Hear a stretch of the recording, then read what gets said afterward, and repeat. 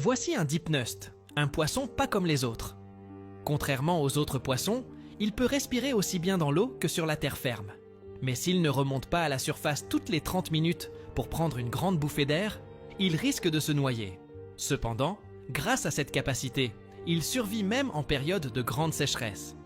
Alors que les autres poissons paniquent en voyant l'eau s'évaporer, le dipneust se contente de ramper jusqu'à la flaque d'eau la plus proche. Si celle-ci s'assèche à son tour, il commence à creuser un abri sous terre. Une fois bien enfoui, il s'enveloppe de boue et de mucus pour éviter la déshydratation, puis s'endort. Dans cet état, il peut attendre le retour de la pluie jusqu'à 5 ans. Mais si l'eau ne revient pas, il tente de ramper jusqu'à un autre point d'eau, en utilisant ses dernières eaux-forces.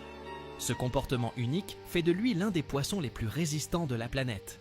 Il a survécu ainsi pendant des millions d'années, s'adaptant à des environnements hostiles.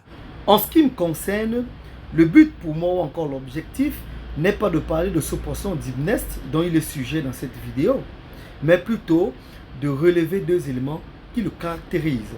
Il s'agit de l'adaptation et la résilience.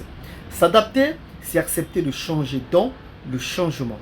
C'est donc pas seulement une question de volonté, c'est un processus naturel de la vie qui s'opère à la fois dans la chair et dans le cœur.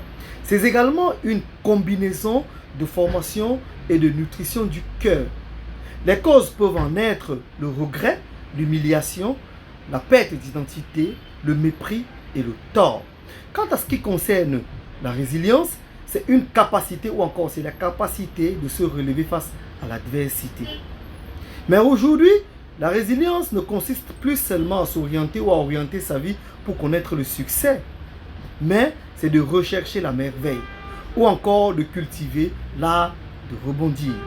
Je souhaite donc à tout un chacun d'adopter le comportement de cet animal. Sur ce, je vous souhaite de passer un agréable moment, mais également un bon week-end.